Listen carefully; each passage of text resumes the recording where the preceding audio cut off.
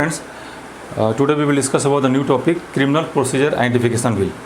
On the 4th March 2020, the Lok Sabha passed the Criminal Procedure Identification Bill by voice. इसका purpose क्या है? It allow the collection, storage and analysis of physical and biological samples, including retina and the iris scan of the convicted. ये important है, convicted, arrested और detained person. इसका इस bill का क्या पर्पस है? इसका पर्पस है कि बायोलॉजिकल सैंपल को और फिजिकल सैंपल को, जैसे रेटिना स्कैन है, आइरिस स्कैन है, डीएनए वगैरह है, तो ये सैंपल को कलेक्शन भी करना है, स्टोरेज भी करना है, एनालिसिस भी करना है. किसके लिए? कन्विक्टेड, जिसको सज़ा मिल गया है वो कन्विक्टेड हो गया.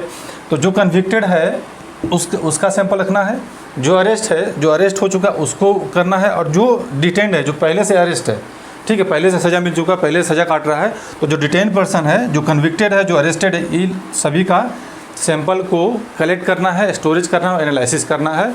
क्यों करना है? जैसे ये कन्विक्शन रेट इंडिया में बहुत कम है, ठीक है, बहुत कम कन्विक्शन रेट है.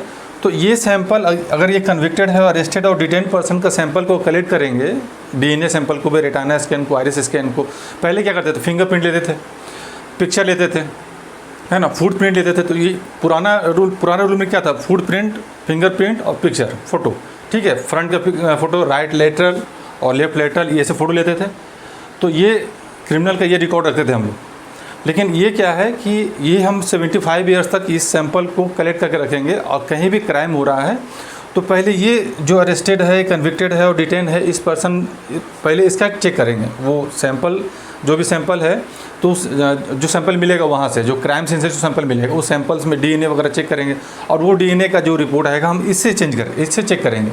तो इससे चेक करने से अगर मान लो इसमें से जो डिटेन और कन्विक्टेड और अरेस्टेड पर्सन अगर इसने क्राइम किया है रिलीज होने के बाद, या अगर ये हुआ, मतलब अगर ये कन्विक्टेड पर्सन, अरेस्टेड पर्सन और डिटेन पर्सन है, तो ये अगर क्राइम किया है तो रूल आउट हो जाएगा कि अगर ये क्राइम किया है तो इसको पनिशमेंट मिलेगा, या फिर पुलिस का टाइम बचेगा ना, कि अगर इसमें जो भी ये अरेस्टेड और ये कन्विक्टेड जो क्रिमिनल माइंडेड पर्सन है, वो अगर ये नहीं है तो ये रूल आउट हो गया. तो इसको छोड़ के फिर अगर दूसरे पे देखेंगे कि कोई और हो सकता है क्रिमिनल, कोई और क्रिमिनल हो सकता है, या क्राइम सीन पे जो मिला है कोई किसी और का होगा वो. लेकिन अगर वो क्राइम सीन पे जो भी सैंपल मिला, उस सैंपल इससे मैच करेगा, तो पुलिस का टाइम बचेगा, क्योंकि वो चारों तरफ घूमने से अच्छा है, या न्यू तरह से इंक्वायरी करने से अच्छा है ये इस पे पहले चेक करेंगे. अगर ये एक्यूज, अगर ये हो सकता है एक्यूज हो, तो ये एक्यूज अगर है तो जो भी पनिशमेंट, जो सज़ा मिलेगा फिर इसको मिलेगा. तो ये सैंपल को कलेक्ट करके रखना है 75 ईयर्स तक. Okay. According to home minister 2020 NCRB data, NCRB national crime record bureau, India का क्या रिकॉर्ड है, मतलब डाटा क्या है इसका एनसीआरबी के हिसाब से. The overall conviction rate, murder के केस में कितना ओवरऑल कन्विक्शन रेट है? 2020 का डाटा है 44%. मर्डर के केस में 44% कन्विक्शन रेट है. कन्विक्शन मतलब जो पनिशमेंट मिल रहा है, जब जजमेंट आया, तो अगर 100 लोग अगर मर्डर कर रहा है, 100 लोग अगर मर्डर कर रहा है, तो उसमें 44 लोगों को सज़ा मिल रहा है ना, 56 लोग बरी हो जा रहा है, मतलब वो उसको कोई पनिशमेंट नहीं है. तो ये मर्डर केस में 44% कन्विक्शन रेट है, 100% नहीं है. अच्छा, रेप के केस में 39%, रेप केस में 39%. अगर 100 लोग अगर रेप कर रहा है तो 100 लोग में से 39 को ही पनिशमेंट मिल रहा है, बाकी सब बाइज्जत बरी हो जा रहा है. रॉबरी के केस में 38%, रॉबरी में 38%, डकैती में 29%, अटेम्प्टेड मर्डर में 24%, अटेम्प्टेड मर्डर 24%. तो ये conviction, overall conviction rate India का एनसीआरबी का डाटा है 2020 का. मर्डर में 44%, रेप केस में 39, रॉबरी में 38, डकैती में 29% एंड अटेम्प्टेड मर्डर में 24%.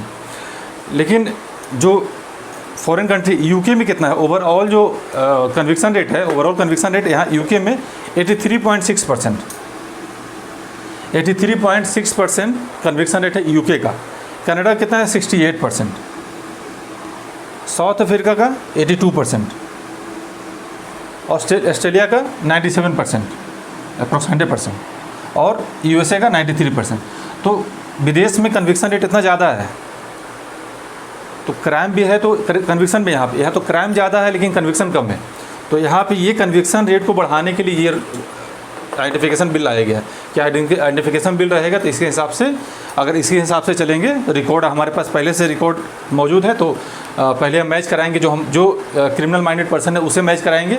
अगर वो bill 6 to repeal the identification of prisoner act 1920, जो प्रिजनर एक्ट 1920 है उसका क्या स्कोप लिमिटेड था, scope was limited to capturing of fingerprint को कैप्चर करना, फुटप्रिंट इंप्रेशन को कैप्चर करना और फोटोग्राफी लेना। ठीक है, ये कन्विक्टेड पर्सन का, तो ये पहले से चलते आया है, फोटोग्राफी लेते हैं उसका, फुटप्रिंट लेते हैं और फिंगरप्रिंट लेते हैं। अब जो न्यू बिल आया है, जो bill 2020 expand the scope of measurement, ये आइरिस का स्कैन लेंगे, सिग्नेचर लेंगे उसका, हैंड राइटिंग लेंगे और बायोलॉजिकल सैंपल में डीएनए वगैरह हो गया, तो ये सैंपल वगैरह लेंगे यहाँ पे न्यू बिल के हिसाब से। The record can be stored for 75 years, 75 years तक रिकॉर्ड को प्रिजर्व करके स्टोर करके रखेंगे। If a person with no criminal background, अगर क्रिमिनल बैकग्राउंड नहीं है, विथ नो क्रिमिनल बैकग्राउंड नहीं है, इज रिलीज्ड विदाउट ट्रायल, अगर रिलीज हुआ है विदाउट ट्रायल, बिना ट्रायल का ही रिलीज हो गया और एक्यूंटेड बाय द कोर्ट के द्वारा उसको फ्री कर दिया गया है।